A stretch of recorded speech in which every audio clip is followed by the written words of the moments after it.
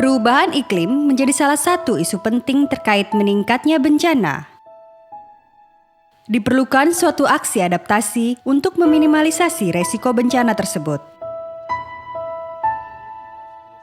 Anak-anak adalah kelompok yang paling rentan terkena dampak bencana. Oleh karena itu, penting untuk memastikan agar anak-anak mendapat perlindungan baik dalam situasi normal maupun dalam situasi bencana. Program mitigasi bencana yang direncanakan oleh pemerintah dan masyarakat perlu mempertimbangkan masukan anak.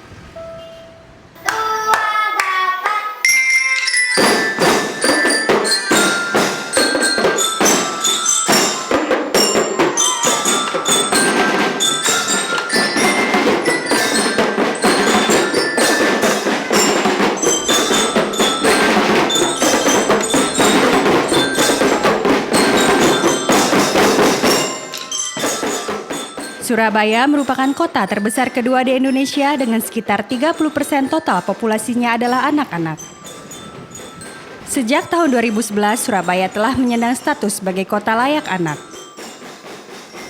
Namun Surabaya sebagai kota layak anak tidak berarti bebas terhadap masalah anak. Lingkungan ramah anak dimulai dari lingkungan kita atau rumah kita. Artinya memang anak di mana dia tumbuh, lingkungan di mana dia tumbuh yang pertama adalah keluarga. Rasa aman, rasa nyaman harus dimiliki oleh anak mulai dari kehidupan keluarga. Lingkungan yang paling luas adalah lingkungan ketika dia keluar dari rumah, yaitu sekolahnya, masyarakat di mana dia tinggal, desanya, kampungnya, RW-nya, RT-nya, harus memberi ruang yang nyaman bagi anak. Dan pada lingkungan yang lebih luas adalah negara, di mana negara juga bisa menjamin kehidupan yang aman dan nyaman bagi anak. Urbanisasi dan pembangunan yang cepat berdampak terhadap meningkatnya pemukiman kumuh di sepanjang daerah aliran sungai dan pesisir Surabaya.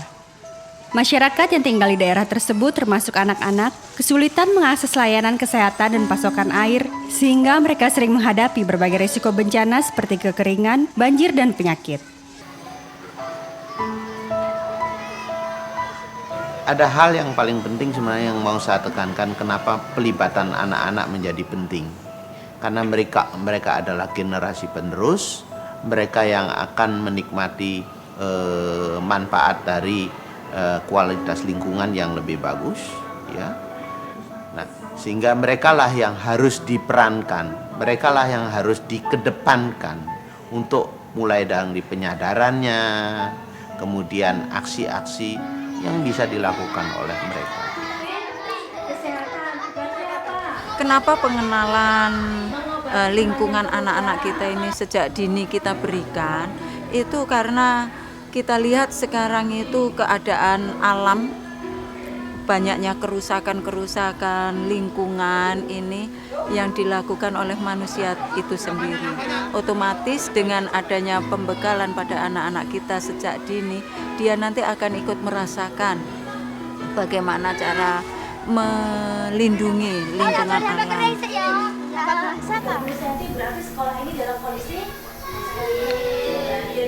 Wahana Visi Indonesia bekerja sama dengan UNICEF dan pemerintah kota Surabaya mengembangkan sebuah model untuk meningkatkan ketangguhan anak dan masyarakat dalam mewujudkan kota layak anak yang bertujuan untuk mengurangi tingkat risiko bencana akibat perubahan iklim dengan fokus kepada anak. Sebuah proyek yang bertujuan mempersiapkan masyarakat dan anak-anak khususnya di wilayah Kelurahan Sidodadi dan Simolawang untuk bisa mempersiapkan diri mereka pada saat adanya bencana.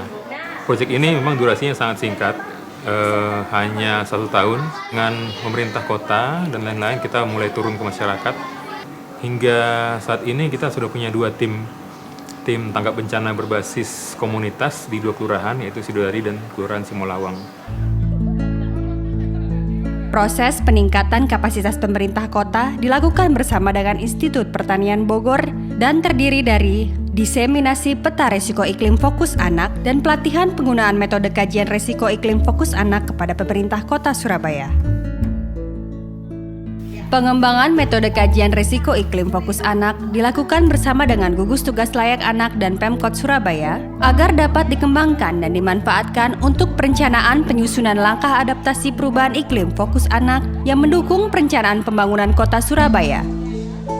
Pada tingkat sekolah, program ini ditargetkan untuk menjangkau 38.208 orang sebagai penerima manfaat, dengan fokus kegiatannya pada 2 desa dan 2 sekolah.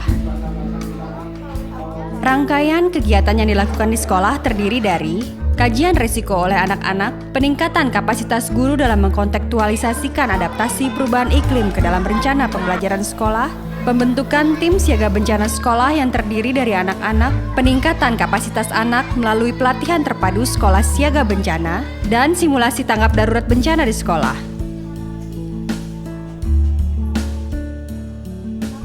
Tadi ada informasi bahwa ketinggian air di halaman sekolah kita sudah mencapai 20 cm. Anak-anak tidak usah panik. Sekarang tenang. Di SSB saya dipelajari untuk memberitahukan jalur yang aman, mengobati teman yang terluka, dan menolong warga, mengabsensi semua siswa, dan menyelamatkan dokumen siswa, membuat peta bencana, dan membunyikan tanda bahaya.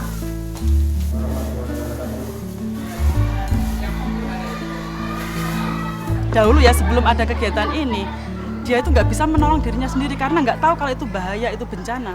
Tapi setelah kegiatan ini dia jadi tahu, oh ya ketika curah hujan tinggi, ketika hujan tidak reda, oh nanti akan terjadi banjir. Jadi dia siap-siap untuk dirinya sendiri. Di SDN Sidodadi, kegiatan ini juga melibatkan anak-anak berkebutuhan khusus. Siswa inklusi juga harus masuk ke dalam indikator kota layak anak atau kota ramah anak tersebut. Karena siswa inklusi sendiri itu juga punya hak yang sama dengan siswa-siswa reguler yang lain untuk berkecimpung atau bersosialisasi di sana. Selain berfokus pada anak, program ini juga diupayakan untuk mendukung program pemerintah kota mengembangkan kelurahan tangguh yang mandiri, mampu dan cepat beradaptasi saat prabencana dan tanggap darurat pasca bencana. Di Surabaya memang sudah kita bentuk namanya Kelurahan Tangguh Bencana ya. Untuk tahun 2014 kami punya 5 kelurahan, kemudian tahun 2015 juga ada 5 kelurahan lagi. Ini kami memberi pembekalan kepada warga masyarakat agar semakin tangguh kalau dari bencana, tidak terlalu mengandalkan dari daerah ataupun pusat. Pelibatan masyarakat pada tingkat kelurahan meliputi proses kajian risiko oleh masyarakat, pembentukan tim penanggulangan bencana berbasis masyarakat di 2 kelurahan, pengembangan dokumen rencana kontingensi, peningkatan kapasitas bagi tim penanggulangan bencana berbasis masyarakat, termasuk pelatihan pertolongan pertama gawat darurat dan pertolongan di air. Simulasi tanggap darurat bencana di masyarakat oleh tim penanggulangan bencana, dan kegiatan mitigasi bencana dengan membersihkan sungai, memberikan penyadaran pendidikan perilaku hidup bersih dan sehat. Kita melakukan mitigasi dengan melakukan pencegahan titik-titik rawan yang banjir seperti pembersihan wilayah sungai di sini yang terjadi pendangkalan, kita coba bersihkan, kemudian kita berikan semacam seminar kepada warga, kita berikan penjelasan kepada warga tentang lingkungan yang bersih, juga seperti pemasangan slogan-slogan ataupun gambar-gambar mural. Dengan kita berikan secara visual, mungkin mereka akan lebih selalu teringat untuk hidup yang lebih baik. Tim penanggulangan bencana yang terbentuk melalui program ini juga telah mendapatkan pengakuan dari camat dalam bentuk surat keputusan.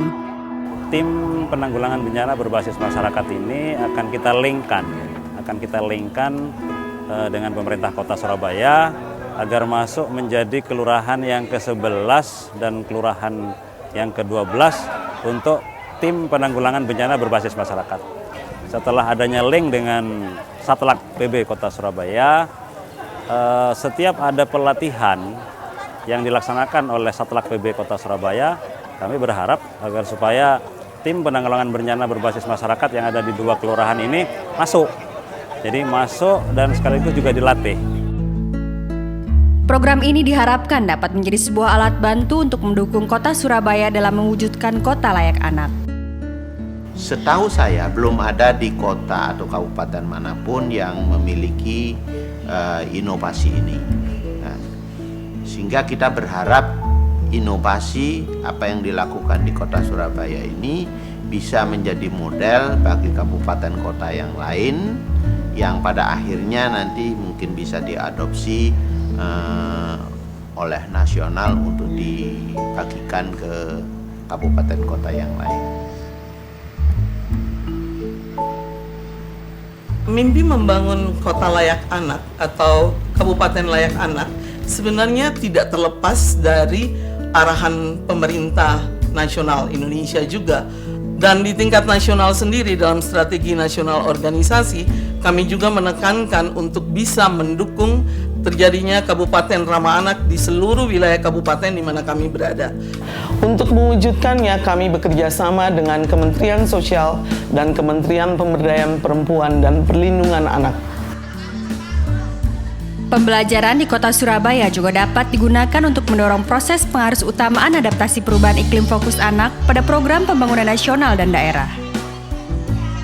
Diharapkan setiap kabupaten akan menuju kabupaten yang ramah anak. Bagaimana caranya? Tentunya kami tidak bisa bekerja sendiri karena ini pekerjaan yang sangat besar. Kami menggandeng pemerintah daerah untuk bekerja mewujudkan mimpi ini.